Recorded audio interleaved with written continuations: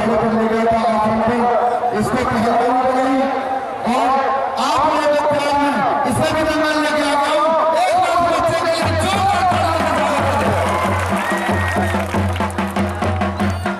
देखिए फिर साहब का दाहिने हाथ में ये गोरा रंग में पीला बदन काले कलर की जागरण में है ऊपर पहलवान आगरा। उन्हीं के सवाल के जवाब में छोटा कद गठीला बदन काले कलर की जांघिया में एक पैरों में मेकअप लगाए हुए मेरा पापा पहलवान रुकन देवी नेपाल कुश्ती का समय 10 मिनट कुश्ती अखाड़े के बीच में कोई भी पहलवान